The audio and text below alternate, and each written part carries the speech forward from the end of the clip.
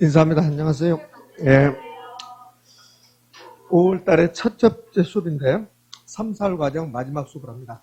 자, 오늘은 여기 이제 관리, 마케팅, 감정, 평가 이렇게 나왔는데 지난주에 관리 했었어요. 자, 오늘 마케팅부터 하는데 마케팅을 하다 보면 이거 마케팅이 10분이면 끝나요. 그럼 또 감정, 평가로 가면 이렇게 목차가 이상해지니까 마케팅을 가장 뒤로 돌리고 감정, 평가부터 공부를 할 거예요. 지금 무슨 말인지 이해되셨죠? 예. 그러면 필기 노트를 기준으로 간다면 108쪽으로 갑시다. 108쪽. 108쪽 가면 감정평가론인데 감정평가론은 분량이 많아요. 그래서 이 감정평가는 우리가 공부해야 될 부분이 있고 공부를 약간 소홀히 해야 될 부분이 있고 그렇습니다. 물론 앞부분이 공부가 다 되신 분들은 나는 감정평가에 대해서 좀 공부를 해야 되겠다. 그런 분들은 좀 자세히 할 필요가 있지만 그렇지 않고 나는 결론이 너무 부담스럽다. 그러면 감정평가에서 주로 나오는 부분 이제 해볼 건데 오늘 제가 여러분에게 모든 걸 다 알려드려도 여러분 다 소화를 못한단 말이에요. 제가 한 4시간 정도의 감정평가에 대해서 여러 가지 이야기할 수 있을 텐데 소화를 못하면 아무 의미가 없어요. 그러니까 여러분 소화할 수 있는 범위 내에서 어차피 5, 6월달 과정 또 하고 7, 8월달 또 할 거니까 여러분이 소화할 수 있는 범위 내에서 그 다음에 자주 나오는 것들 중심으로 할 거니까 잘 들으시고 소화를 좀 해보시라고. 제가 지난주에 뭐라 했냐면 감정평가에 관한 규칙 그거 좀 공부해오라 겠지 자료를 가져오라는 게 아니라고. 근데 오늘 보니까 계속 자료를 요구하는데 지난주에 제가 그걸 가져오십시오 안 했다니까? 그걸 공부를 한번 하십시오 그랬거든. 근데 준비물처럼 그걸 가져오고 해야 되는 것처럼 이렇게 하니 공부도 아닌 건데 전달을 잘못 받아고 있으니 그래서 내가 요 깊은 내용을 공부해서 안 되겠다. 여러분 이해할 정도로 다음 주는 자료 없으니까 와서 앞에 와서 데이트해서 자료 요구하지 마십시오. 다음 주 자료 없어. 개론은 특별한 경우에는 자료가 없다. 이렇게. 자, 갑시다. 6문제 숙제되는데요. 이게 어렵다고 생각하면 어렵고, 저 정도는 할 수 있다 그러면 쉬우니까 이제 그거 소화할 정도만 제가 전부 다 알려주잖아요. 제가 다 알려주면 여러분들 오바이트나, 그 다음에 몇 명은 언니 나 갈래 그런다고. 그러니까 그분 못 가게 막기 위해서 여러분이 소화할 수 있을 정도만 할 거예요. 우리 원장님이 그러시더라고요.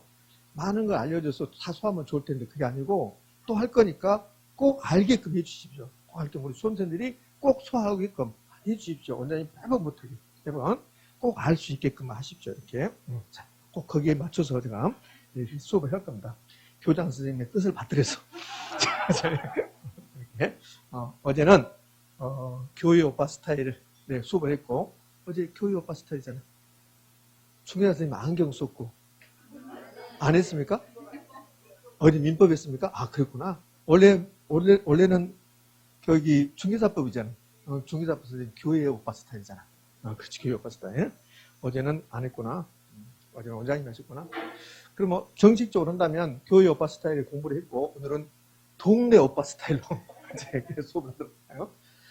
여기 감정평가 기초이론, 감정평가 방식, 부동산 가격 공식 이렇게 나왔는데 우리가 맞출 수 있는 부분은 여기 감정평가 기초이론하고 이 부분하고 그 다음에 이제 여기 부동산 가격 공시에도 감정평가론에서 계산 문제를 내지 않는 것도 이상해요. 감정평가는 계산 문제를 내야 된다고. 왜? 감정평가가 부동산의 가치를 구해서 가격으로 표시하는 거니까.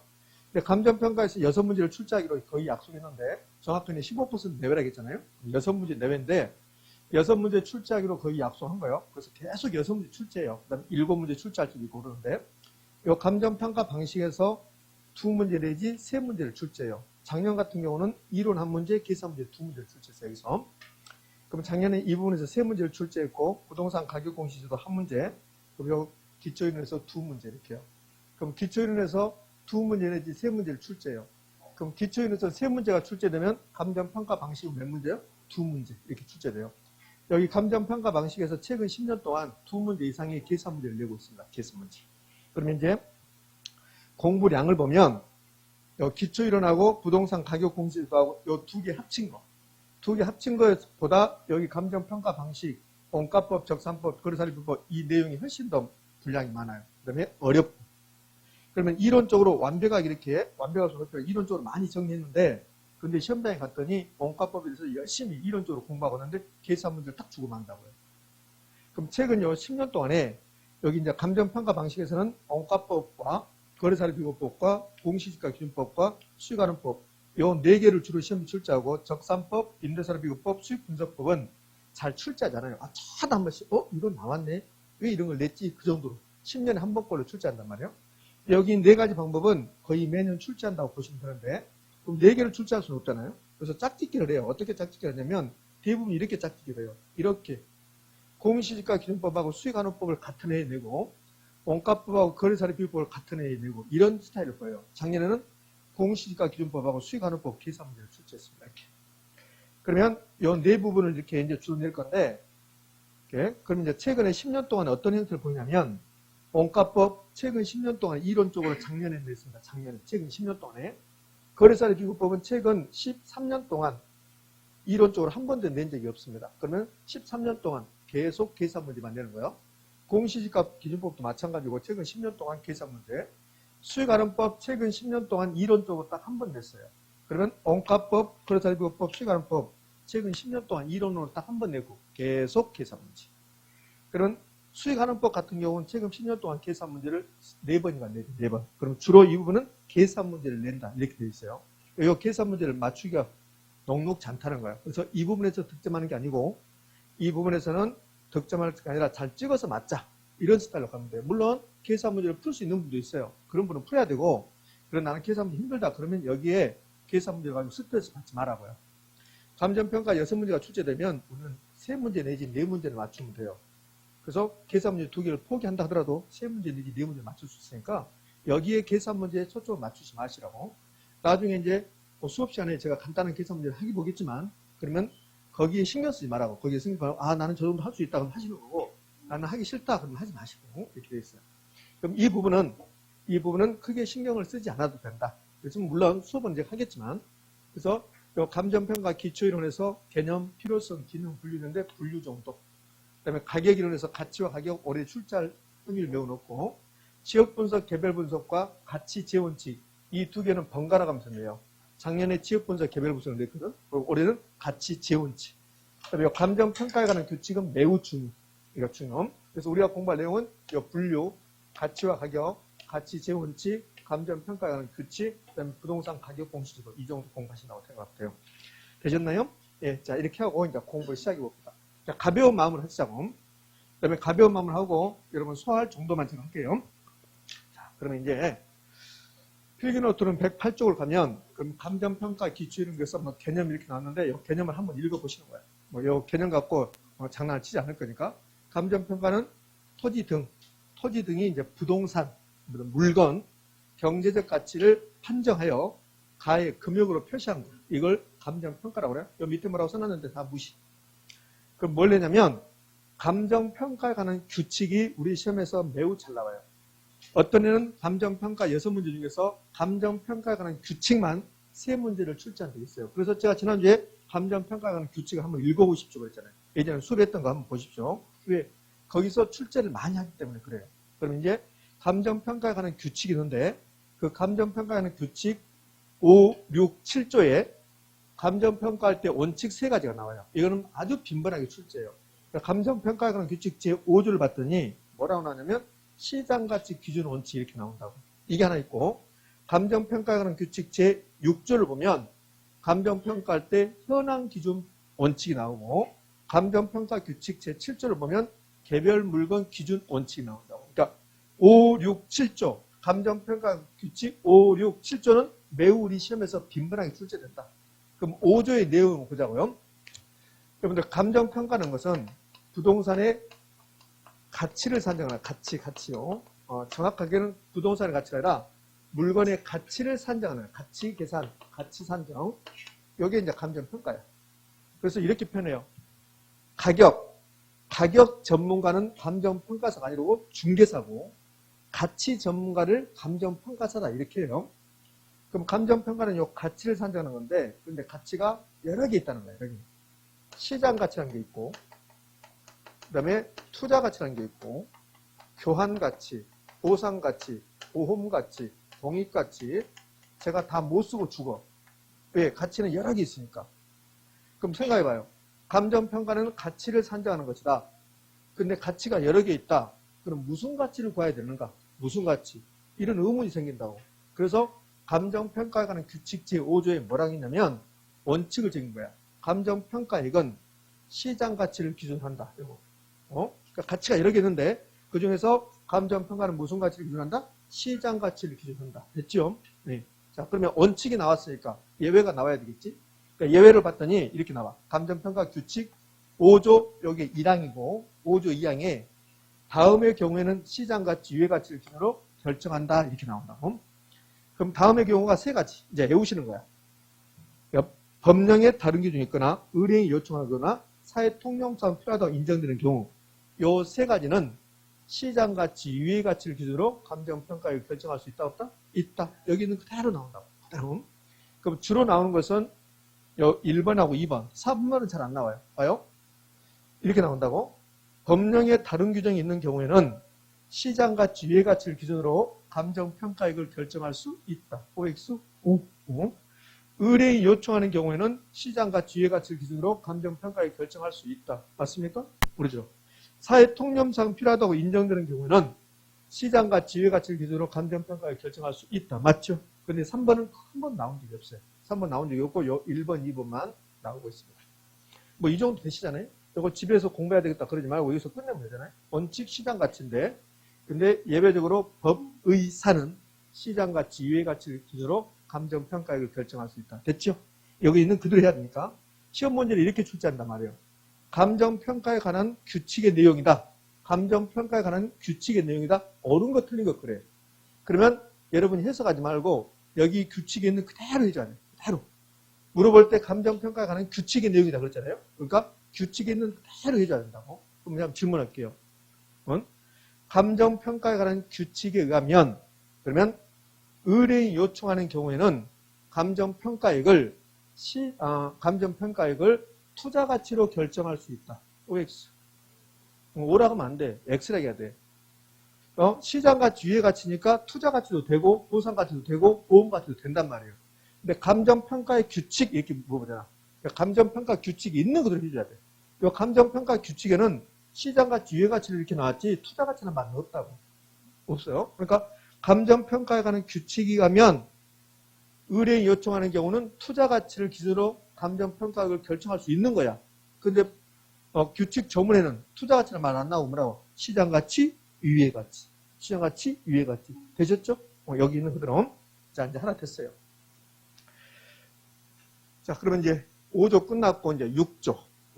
오늘 이거 정확히 듣고 이 다음 순환에서는 이거는 생각나시죠? 하고 가는 거야. 이 다음 순환에서도 제가 이거 감정평가 규칙 5조는 시장가치 예외적으로 법이사는 시장가치 유예가치 그렇게 하고 있으면 여러분 짜증나니까 오늘 이거 자세히 듣고 이제 5, 6월달 과정에서는 이거는 나중에 저거 기억나십니까? 그러면 기억 안 나는데 어쩔 수 없어. 그죠? 다 기억나야지 이거는. 이거 뭐 계속 할 필요가 없잖아요. 한 번만 하면 되지 이거. 여러 번 할 필요 없잖아요. 그동안 또 했고 그러니까.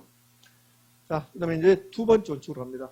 두 번째 원칙은 여러분들 필기노트를 이제 109쪽으로 가면 그러면 하단부에 이런 게 나와요.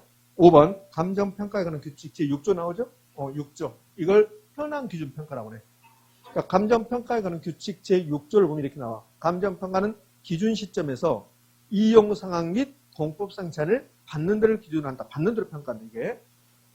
이용상황 및 공법상 제한을 받는 것을 기준으로 한다. 이걸 현황기준평가다. 이렇게 해요. 이런 뜻이에요. 이렇게 토지가 있습니다. 이 토지의 공부상 지목이 지적법에서 보면 공부상 지목이 전입니다. 전. 다시 해요. 시골 가면 이런 거 많이 써요. 지목은 전인데 여기에 건물이 이렇게 있습니다. 그럼 이용 상황이 뭡니까? 이용 상황이 대지죠. 대지. 그럼 감정평가 규칙 제6조 보면 현황기준평가. 그럼 있는 그대로 평가하는 소리예요. 그러면 전으로 평가합니까? 대지로 평가합니까? 대지로 평가하는 거예요. 대지로. 그럼 대지로 평가하는 게 현황기준평가. 이용 상황이 대지니까. 근데 이걸 전으로 평가했다. 그러면 이제 조건을 달아서 평가. 그걸 조건부 평가다. 이렇게 표현할 수 있는 거예요. 이런 걸 이제 현황기준평가다. 그래요. 그럼 현황기준평가는 이용 상황 및 공법상 제한을 받는 대로. 그럼 여기가 지금 여기가 자연환경 보존지역이다. 자보지역이다. 자보지역이면서 여기가 그린벨트다.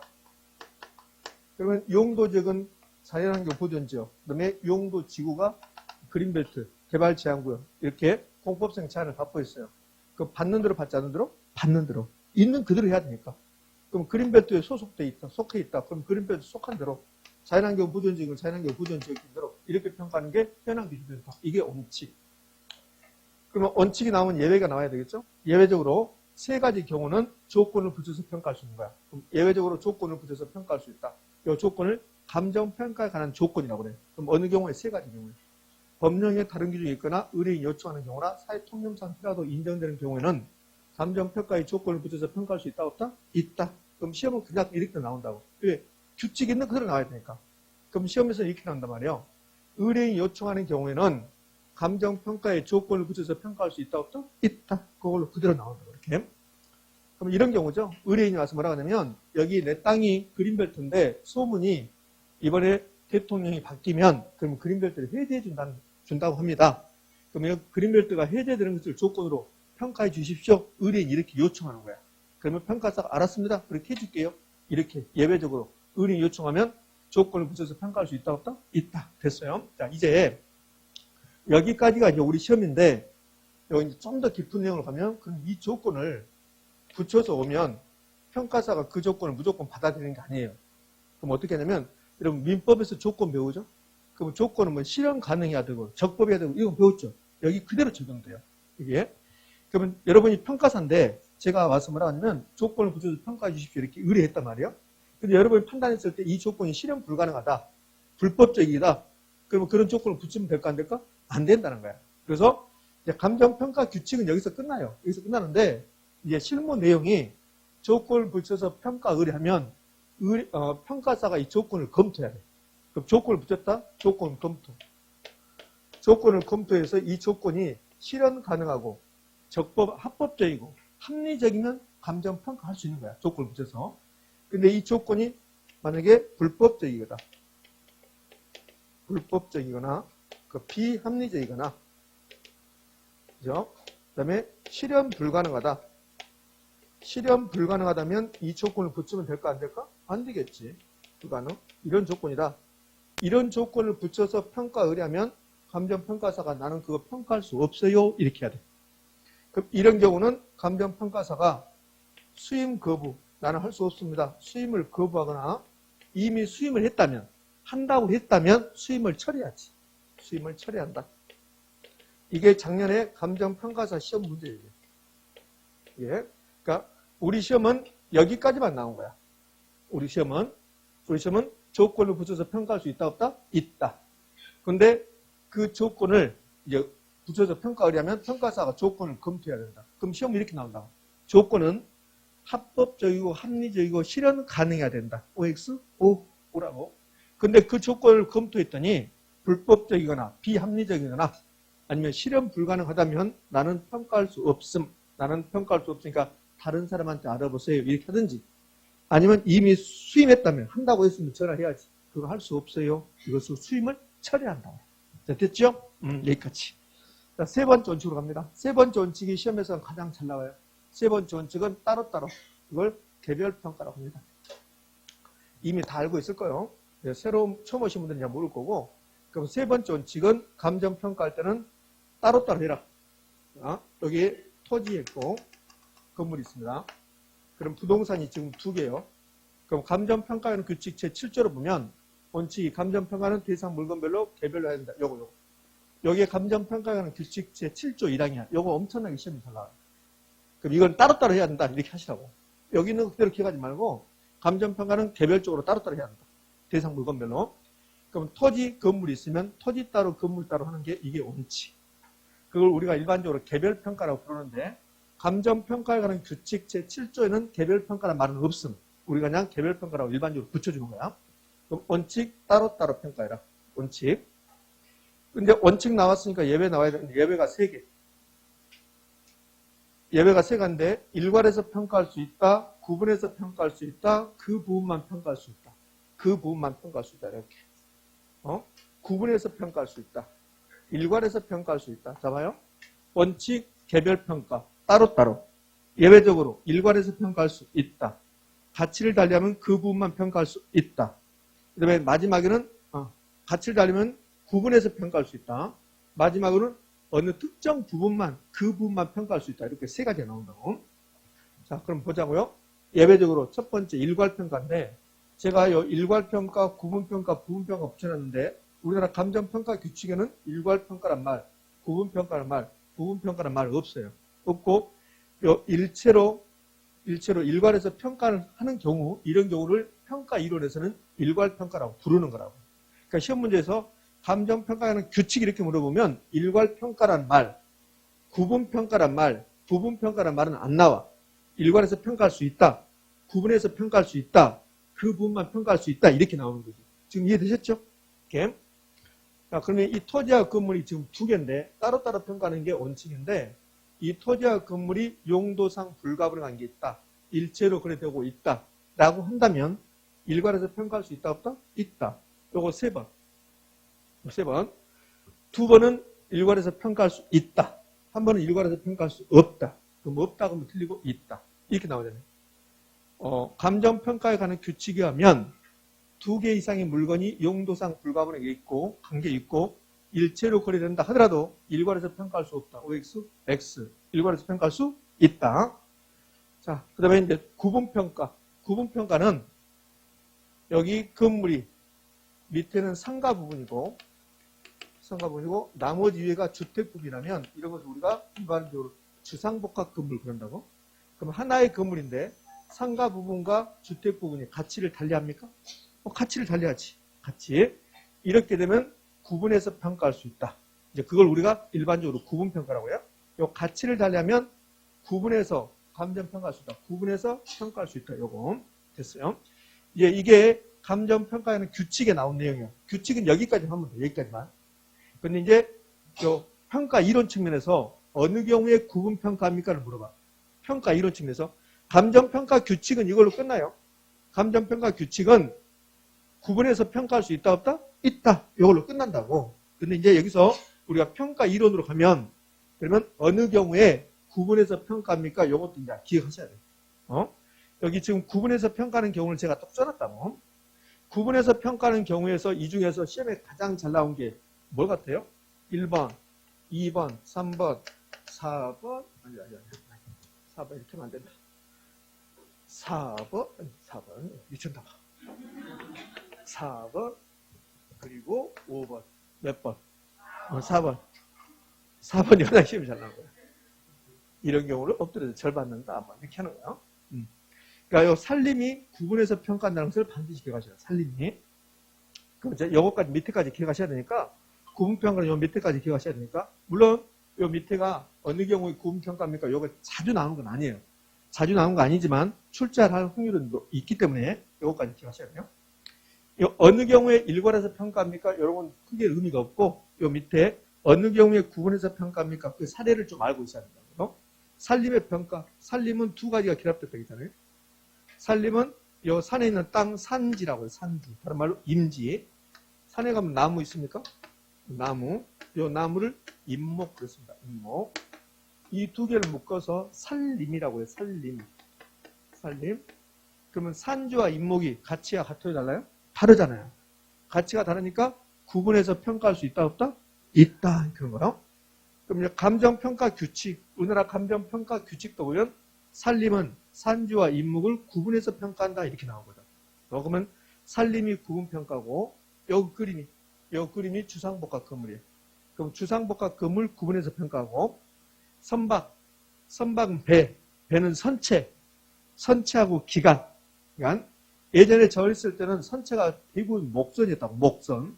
그 목선, 그 나무 판자하고 요 기계, 엔진하고는 가치를 달리했다고. 그래서 선박의 평가는 요 엔진 부분하고 선체 부분이 가치를 달려요. 그래서 구분해서 평가하는 거예요. 공장에 가면 기계도 있고 건물도 있고 토지도 있고 이렇게 있다고. 그럼 기계, 건물, 토지가 가치를 달려야죠. 그래서 구분해서 평가하고 요 1필지가 2 이상의 획지가 됐다. 이거하고 요 밑에하고 똑같은 말이에요. 넓은 도로에 접한 토지의 전면과 후면이 가치를 달리하는 거. 요걸 우리 시험에서 냈단 말이에요. 어떻게 냈냐면 도로에 접한 토지가 전면과 후면이 가치를 달리한다 하더라도 구분해서 평가할 수 없다 이렇게 냈습니다. 뭡니까 있습니까? X. 구분해서 평가할 수 있다 이거예요. 자, 이렇게 도로가 있습니다. 이게 도로 있고 토지가 도로에 접해 있어요. 이 토지가 이제 100번지 토지입니다. 그럼 하나의 필지죠. 100번지토 하나의 필지. 근데 앞부분을 전면이라고 해요. 전면. 돌의 접한 전면. 뒷부분을 후면이라고 그래요. 그럼 전면은 상가부지로 이용하고 후면은 주거부지로, 주택부지로 이용한다면 하나의 필지인데 두 개 이상의 용도를 이용 중이라고. 그럼 가치를 달리하죠. 이러면 구분해서 평가할 수 있다 없다? 있다. 그러면 상가 부분은 평당 1000만 원이고 주택 부분은 평당 500만 원이라면 그러면 하나의 토지인데 가격이 달라졌어요. 그럼 가격이 유사한 토지는 뭐라고요? 가격이 유사한 토지? 획지. 그럼 이 경우는 1필지가 2획지가 된 거라고. 1필지가 2획지. 그러면 1필지가 2개 이상 획지. 1필지가 획지가 2개 될 수도 있고 5개 될 수도 있는 거야. 그럼 1필지가 2개 이상 획지가 되면 가격이 달라졌다는 소리야. 획지는 가격 수준이 달라지니까. 그럼 결국은 1필지가 2 이상 획지가 됐다. 돌에 접한 토지가 전면과 후면의 이용 가치가 달라졌다. 똑같은 말이 된다고. 그때는 구분해서 평가할 수 있다 없다? 있다. 자, 구분해서 평가하는 경우 산림, 선박, 주상복합 건물, 그러면은 공장, 1필지가 2 이상 획지가 됐을 때, 전면과 후면의 이용 가치가 달라졌을 때, 이런 경우는 구분해서 평가할 수 있다 없다? 있다. 집에 가서 외우지 마세요. 시험 볼 때까지 제 입을 통해서 앞으로도 10번 더 나가고. 그래도 안 된다. 그러면 이제 어쩔 수 없는 거고. 지금 집에 가셔서 민법 하시고, 중개사법 하시고, 그렇게 하시라고. 자, 부분평가. 부분평가는 한 장을 넘기면, 그러면 이런 그림 나오네. 이거 100번지 토지죠. 100번지 토지인데, 이 부분만, 대상 물건의 일부분만, 평가할 수 있는가? 요거 평가할 수 있을까? 원칙. 안 되는데요. 전체를 다 해야 되는데요. 근데 예외적으로. 원칙이 안 되면 예외가 된다는 소리잖아요. 원칙이 되면 예외는 안 된다는 소리고, 원칙이 안 되니까 예외는 되겠지. 예외적으로 가능하다. 어느 경우에? 어쩔 수 없는 경우에. 이 부분만 평가할 수도 있다는 거야. 어쩔 수 없는 경우에. 그래서 2시에 수업이 끝나는데 오늘은 어쩔 수 없이 3시까지 한다. 뭐 이런 식으로. 겁먹지 마라. 네? 그걸 이제 부분평가라고 한다고 봐요. 원칙은 이 부분을 평가할 수 없는데 어쩔 수 없이 이 부분만 평가해야 되는 경우가 나타난다. 그러면 이 부분은 어쩔 수 없이 평가한다. 그런 경우를 부분평가다 이렇게 한다고. 자, 그러면 원칙적으로 이 부분만 평가할 수 있다 없다? 없어요. 없는데 이 부분만 고가가 필요해. 이 부분만. 내 토지 100번지 토지 전체가 아니라 이 부분만 고가가 필요해서 고가가 이 부분만 수용을 합니다. 이 부분만. 그럼 이 부분만 수용하면 이 부분만 국가가 보상액을 줘야 돼. 그럼 이 부분만 보상평가를 해야 한단 말이에요. 그럼 이 경우는 어쩔 수 없이 이 부분만 평가해야 된다. 그런 경우 이 부분만 평가할 수 있다 없다? 있다는 거예요. 있다. 봐요. 대상 물건 일부분에 대해서 특수한 목적이나 합리적 이유가 있는 경우, 이게 이제 어쩔 수 없는 경우야. 이런 경우는 보상액을 산정해야 된다는 특수한 목적, 합리적 이유가 있다고. 이럴 때는 어쩔 수 없이 이 부분만 평가할 수 있다. 이유가 있는 경우는 그 부분에 대해서 감정평가할 수 있다 없다? 있다. 우리 시험은 대상 물건 일부분에 대해서 특수한 목적, 합리적 이유가 있다 하더라도 그 부분을 평가할 수 없다 이렇게 있다고. 그러면 틀린 말. 이 부분만 평가할 수 있다 없다? 있다. 또 한 번은 어떻게 됐냐면 이렇게 됐다고. 토지의 일부분이 도시계획 시설이 저촉됐다. 도시계획 시설이 저촉됐다. 도시계획 시설이 가장 대표적인 게 뭘까? 도시계획 시설이 가장 대표적인 게 뭐예요? 도로.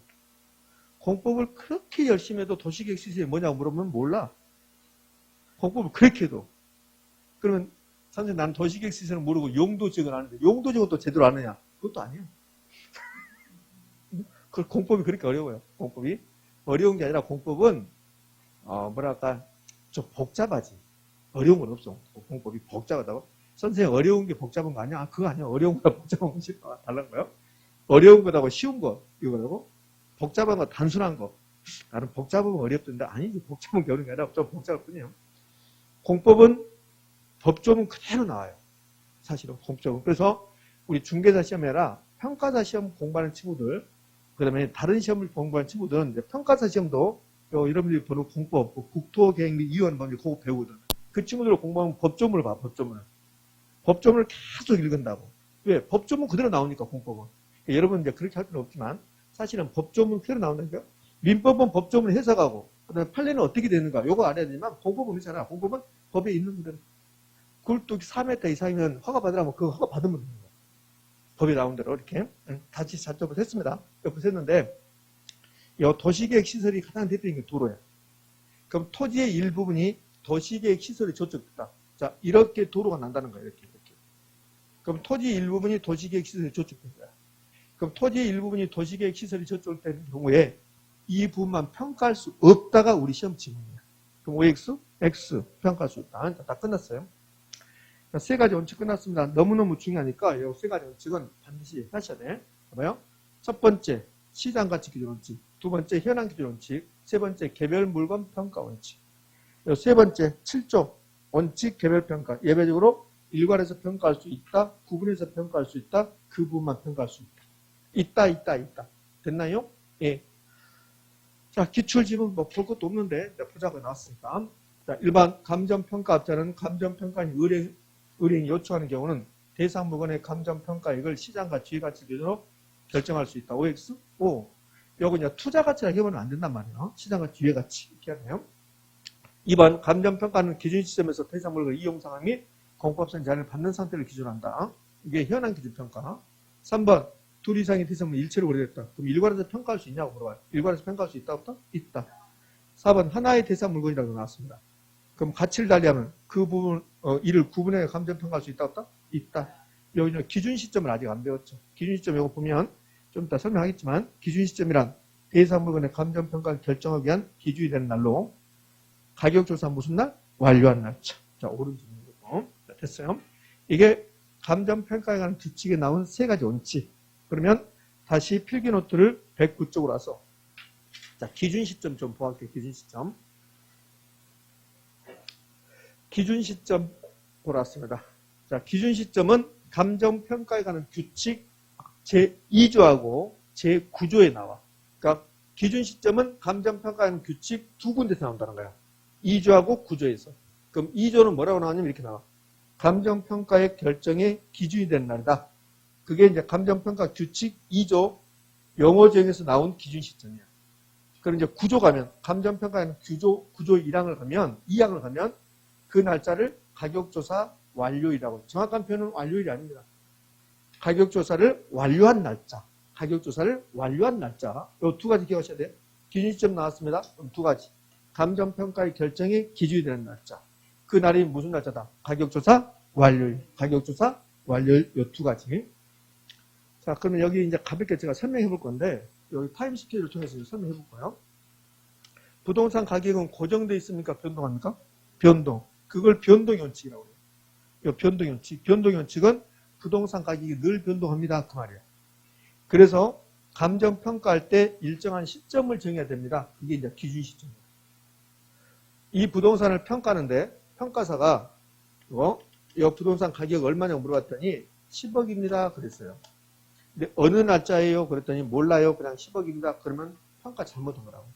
부동산 가격은 변동하니까 감정평가할 때 어느 시점을 정해야 돼. 이 건물이 10억이다. 그러면 5월 2일 날 10억인지 5월 3일 날 10억인지 4월 30일 날 10억인지 날짜를 정해야 된다고. 그 날짜를 기준 시점. 그러니까 기준이 되는 시점이에요. 감정평가액이 10억이다, 20억이다, 30억이다 이렇게 결정하는 기준이 되는 날짜. 그래서 기준 시점 이렇게 부른다고. 기준. 1월 3일 날 이거 평가해 주십시오. 그러면서 의뢰인이 와서 평가 의뢰를 해요. 평가 의뢰한다고. 자, 그러면 아까 배웠던 거 이제 복습해 볼게요.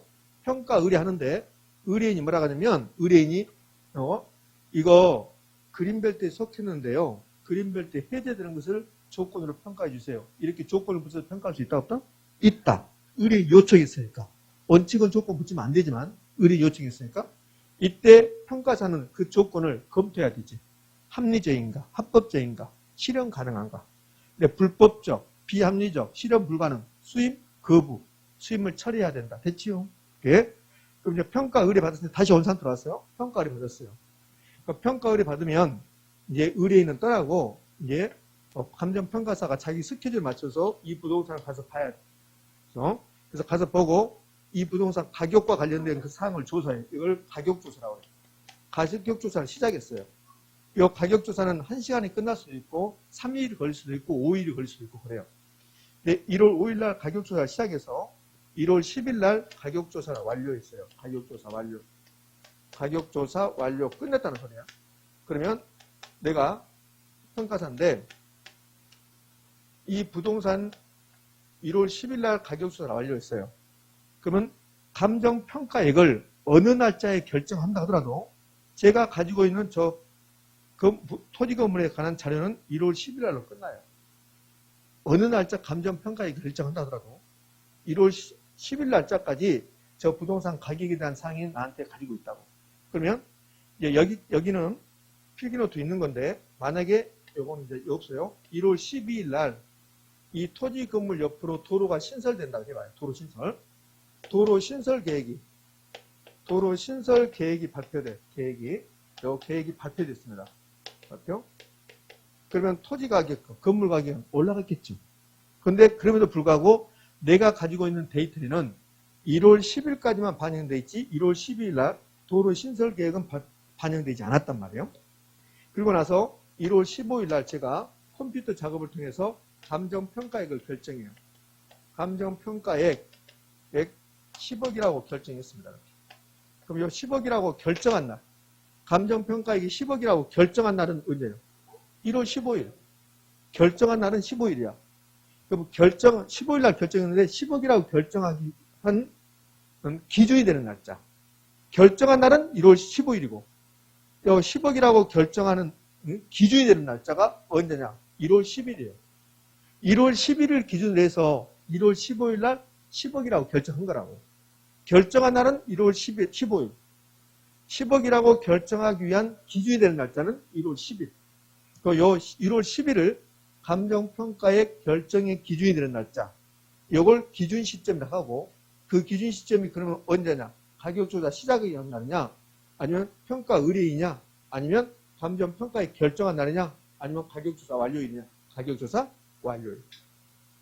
자, 끝났어요. 그러면 기준 시점이 나오면 감정평가액 결정하기 위한 기준이 되는 날짜인데 그 날짜가 언제냐? 가격조사 완료일. 가격조사 완료일.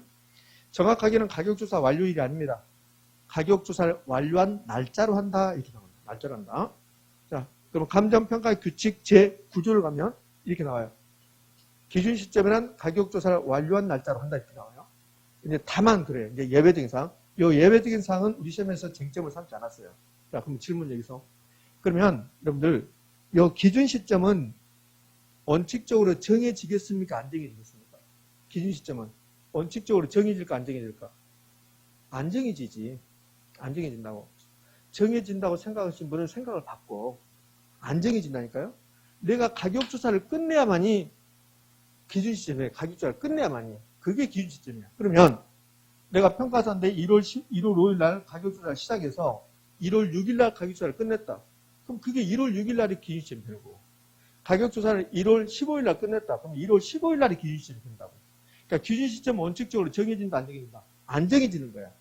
내가 가격조사를 끝내야만이, 평가사가 가격조사를 끝내야만이 그 날짜가 기준 시점이 되는 거다. 근데 이제 예외적으로 미리 정해진 경우, 그러니까 원칙은 기준 시점이 미리 정해지지 않는데 미리 정해진 경우가 있을 거란 말이지. 그런 경우가 어떤 경우냐면 의뢰인이 와서 저한테 의뢰하면서 뭐라고 하냐면 평가사님, 그 의뢰인은 일반인들은 기준 시점 이런 거 모르겠지. 평가사님 이거 평가하는데 작년 이맘때쯤 해서 평가가 안 될까요? 이렇게 물어본다고. 작년 이맘때쯤? 그게 이제 그러면 어느 날짜를 해줄까요? 어느 날짜 가격 보여줄까요? 그러니까 작년 여름 언제요? 7월 30일 날 기준에서 해주면 안 될까요? 이렇게 한다고. 그러니까 의뢰인이 미리 정해온 거야. 그게. 그러면 기준 시점을 미리 정해왔단 말이에요. 그러니까 기준 시점 원칙적으로 정해지지 않는데 의뢰인이 와서 2021년 7월 30날 이날을 기준 시점 해주십시오. 이렇게 한 거야. 그러니까 미리 정해온 거라고. 이런 경우가. 그 미리 정해오면 이 날짜에 무조건 기준 시점을 하는 게 아니라고. 그 평가자가 생각해 보는 거야. 그러면 작년 7월 30일 날 가격조사를 할 수 있겠는가? 그럼 7월 30날, 작년 7월 30날 기준해서 가격조사를 할 수 있다면 그때는 기준 시점을 하는 거야. 그 봐요?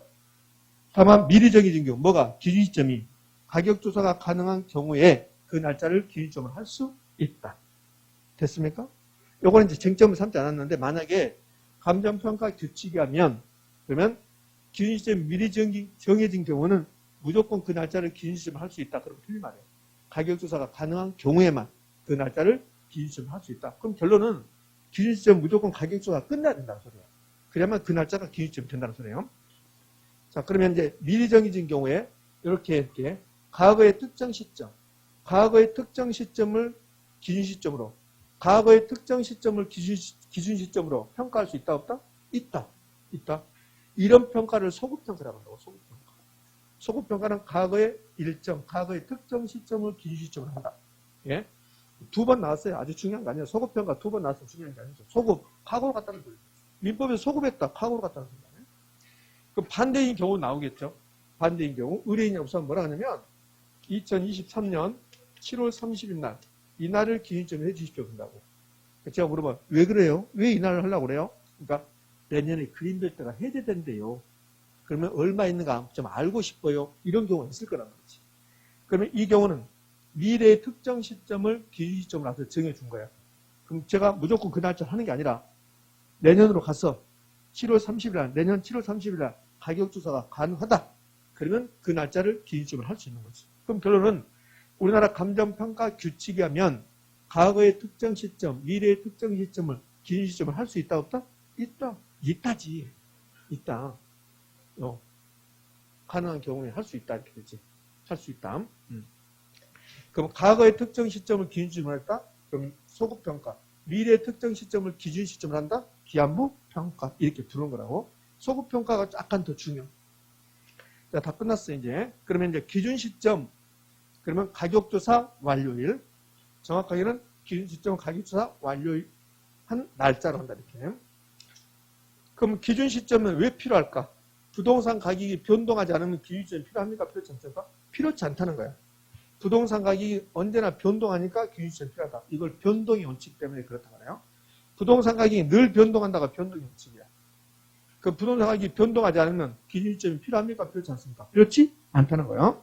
그러니까 부동산 가격이 늘 변동하니까 변동의 원칙 때문에 기준시점이 필요하다. 이렇게 된 거지. 자, 여기까지 기준시점이고, 어디 잘 보이는 데 한번 써볼 건데요. 우리 감정평가에서 여러분들, 감정평가에서 이런 말도 안 나와요. 현장조사란 말은 감정평가에서 나오지 않습니다. 감정평가에서 현장조사란 말 나오면 틀린 말이에요. 현장조사란 말 나오지 않는다. 실지조사, 가격조사 이런 말 나와요. 실지조사니 가격조사니 이런 말 나오는데 현장조사란 말은 나오지 않는다. 현장조사 나오면 틀린 말이 되는 거고, 그 다음에 현재 시점 이렇게 나와요. 현재 시점. 현재 시점 이런 말 나오면 틀린 말이에요. 감정평가에서 현장조사라든지 현재 시점이라는 말이 나오지 않는다는 거야. 그러면 감정평가 부분에서 현장조사 이렇게 나오면 틀린 점이 되는 거고, 현재 시점 이래도 틀린 점이 되는 거고. 이해되셨죠? 이렇게 여기다 더 써볼까요? 지역분석 생략이란 말은 없어요. 혹시 지역분석 생략이란 말 나오면 틀린 점이에요. 지역분석 생략 틀린 점은. 그 다음에 네 번째, 개별분석 생략이란 말도 없어요. 개별분석 생략, 그러면 틀린 말이에요. 개별분석 생략, 틀린 말.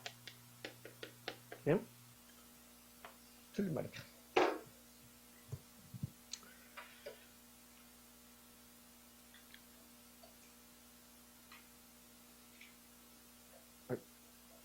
이상해졌다. 이상해졌다.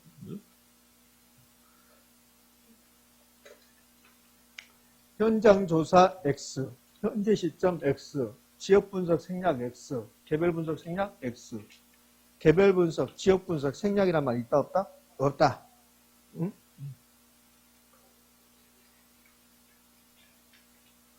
다 쓰셨나요? 빨리 쓰세요. 쑥스러우니까. 마이크 들고 말 안고 있으면 얼마나 쑥스러운데요.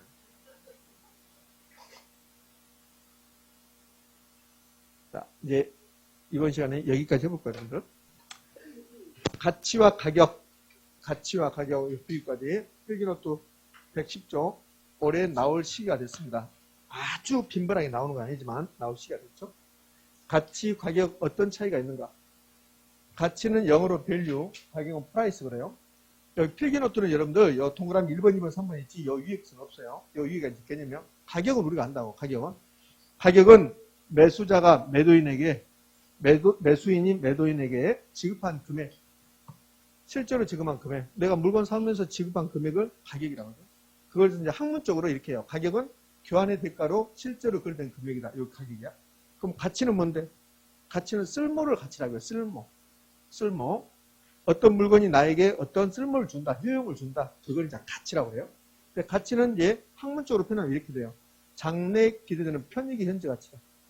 여기 이제 가치야. 그럼 가격과 가치의 차이점이 동그라미 1번부터 이제 3번까지 있는데, 가격은 가격값이야. 가격은 이미 결정돼서 지불했다고. 가격은 가격값이고, 가치는 장래 기대되는 편익의 현재 가치에서 현재값이라고. 그럼 이 두 개 가치와 가격 구별이 자주 나오다가 요즘은 약간 좀 뜸하고 있는데, 그럼 나오면 거의 대부분이 가치와 가격에 관한 설명이 다 틀린 것 그래요. 그 틀린 것 그러면 이거 바꾼다고. 이거 자리를 바꿔준다고. 이렇게. 가치는 가격값이고, 가격은 현재값이다. 이렇게 바꾼단 말이에요. 자, 그럼 이제 바꾸니까 한쪽만 공부해도 상관없어요. 이제 3번부터 해볼까요? 아까 가치는 여러 개 있다고 처음 공부 시작하면서 했어요. 가치는 여러 개 있다. 그래서 원칙이 시장 가치다 이렇게 했어요. 그럼 가치는 하나입니까? 여러 개입니까? 여러 개. 가격은 변동을 해요. 변동을 하는데 하나밖에 없어요. 이 분필의 가격은 오늘 1,000원이란 말이에요. 자, 가격은 하나밖에 없죠. 가격은 가격값이고, 가치는 현재값이고, 그다음에 동그라미 이제 2번, 3번 다 했어요. 그럼 1번. 가치는 쓸모, 추상적이에요. 가격은 요거 1,000원, 2,000원, 구체적이죠. 가치는 사람마다 달라요. 요 분필에 대해서 느끼는 가치는 사람마다 다르죠. 제가 이거 설명할 때 이야기하잖아요. 설명할 때. 사람마다 아파트에서 느끼는 가치는 다르다고. 저는 아파트에서 실제로 가치를 크게 못 느끼거든요. 아파트 저는 사고 싶은 마음이 없으니까. 그래서 저는 아파트에서 가치를 크게 못 느껴요. 근데 아파트에서 큰 가치를 느낀 사람도 있거든. 아파트가 살면 편리하다. 단독주택보다는. 나는 정반대거든요. 저는 단독주택 사는 게 훨씬 더 편리하거든요. 그러니까 사람마다 다른 거야. 똑같은 물건에서 느끼는 가치는 사람마다 다르다. 주관적이다. 근데 가격은 객관적이야. 요거 사러 가면 여러분이 가든 제가 가든 지금 똑같이 받아요. 그렇죠? 객관적이죠. 객관적. 그럼 이제 반대로 나오면 틀린 말이죠. 이렇게 가치는 추상적 객관적이고 봐요. 가치는 추상적 객관적이고 뭡니까? X입니까? X죠. 추상적 주관적이라 했지. 그 반대로 쓰면 이제 틀린 말이 되는 거예요. 그래서 이제 가치와 가격 요 세 가지 구별했으니까 보시고 여기서 좀 더 깊은 내용 가면 이렇게 돼요. 요 가격이라는 게 본질이 뭘까? 가격의 기초는 뭘까? 가치야, 가치. 가치 없는 것은 가격이 없다고. 그러니까 가격의 본질은 가치라고. 가치 있어야만이 가격이 있다는 소리야. 그래서 이 가치 있는, 쓸모 있는 것을 돈으로 표시하는 것. 그것을 가격이라고 해요. 그러니까 가격이라는 것은 가치의 합해적 표현이라고 해요. 합해적 표현. 합해적을 표현하니까 합해적 표현. 뭐 이렇게 크게 중요한 뜻은 아닙니다, 이거. 이 말이 그대로 시험에 나오고 그러진 않아요. 그러니까 가격이라는 것은 가치 합해적 표현이다. 그러면 어떤 물건이 가치가 없으면 가격이 없는 거고, 가치가 있는 것만 가격이 있는 거고, 그럼 어떤 물건의 가치가 높아지면, 쓸모가 높아지면 가격은 당연히 높아지는 거고, 그래서 가치가 높아지면 가격도 높아진다. 그럼 쓸모가 떨어지면, 그럼 가격도 떨어지는 거지. 됐습니까? 예? 뭐 야구 선수들도 그러잖아요. 야구 선수들도 공을 엄청나게 잘 던진다. 그러면 그 팀의 쓸모가 많겠죠. 그렇다면 연봉도 많이 주잖아요. 그런데 그분이 열심히 했는데 나이가 들고 뭐 약간 구속이 떨어지고 그러면 뭐 쓸모가 좀 떨어지잖아요. 투수로서 쓸모가, 야구 선수 쓸모가 떨어져요. 그럼 연봉도 떨어지잖아요. 그거랑 똑같은 논리지. 그래서 같이 올라가면 가격도 올라간다. 요 밑에 화폐가치 올라가면 가격이 떨어진다. 이건 하지 마세요. 얘는 돈의 가치와 물건의 가격은 반대예요. 돈의 가치와 물건의 가격은 반대. 이 화폐 가치가 올라가면 가격이 떨어진다는데 여기 힘들면 이렇게 하시면 돼요. 화폐 가치가 떨어졌다. 그럼 가격은요 올라가요. 물건의 가격이 올라갔다. 화폐 가치가 떨어진 거죠. 예? 요건 그렇게 중요할 수 있는 거 아닌데 요거는 하셔야 돼요. 가치가 올라가면 뭐 더 올라간다? 가격도 올라간다. 아주 어렵게 나오면 이렇게 나온다. 봐봐요. 요 가치와 가격의 관계를 보면 가치가 올라갔어요. 그럼 가격은 올라가죠? 맞죠? 그러니까 이거는 성립이에요. 이거는. 가치가 올라가면 가격도 올라간다. 이거는 성립한다고요. 그건 반대로 가격이 올라가면 가치도 올라간다. 가격이 올라가면 가치도 올라간다. 요거는 성립하지 않아요. 가격이 올라간다 해서 가치가 올라간 게 아니란 말이에요. 잘 생각해봐요. 최근에 우리나라에 아파트 가격이 올라갔잖아요. 그럼 아파트 가격이 올라갔다 해서 아파트 쓸모가 높아지면 아니잖아요. 그러니까 가치가 높아지면 가격이 높아진다 이건 되는데 가격이 높아진다 해서 가치가 높아지는 것은 아니라는 거. 물론 아주 중요한 건 아닙니다. 자, 이거 마지막으로 이제 이번 시간 마지막으로 단기하고 장기. 요거 예전에 몇 번 나오다 요즘 나오도 안 해요. 요 경제학에서는 장기적으로 일치하는 경향을 보인다고 해요. 장기적으로 일치. 그러니까 경제 논리를 아신 분들은 장기는 무조건 일치하면 된다. 일치. 단기는 괴리되고 여기 동그라미 1번, 2번 뭐 수요 증가하고 가격이 올라가고 공급 증가 해놨는데 요걸 시험에 내는 게 아니라고요. 요걸 시험에 내는 게 아니라 결론 맞네. 단기적으로는 괴리, 장기적으로 일치. 요거는 왜 그렇게 된가 제가 설명해서 써놓은 거지 이거 시험에 나오는 건 아니니까 이걸 막 가지고 외우고 그럴 필요 없다는 거예요. 우리 검단의 아파트 수요가 증가해요.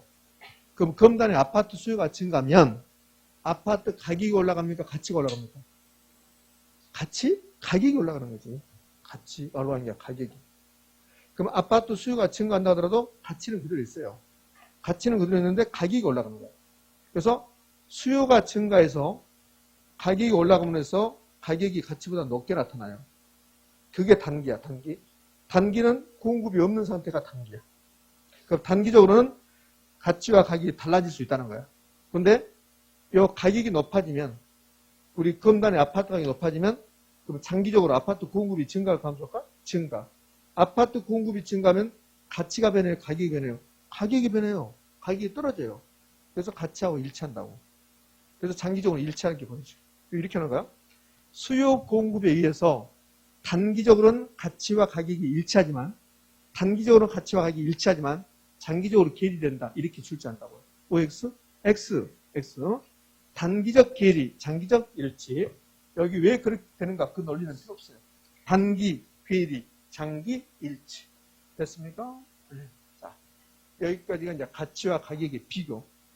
가치와 가격의 비교 끝나고 나면 이제 가치 형성 원리라고 해서 가치 형성 요인, 뭐 가치 발생 이렇게 나온다고. 자, 여기서부터는 정확히 10분 쉬었다 이겼습니다. 되셨나요? 예.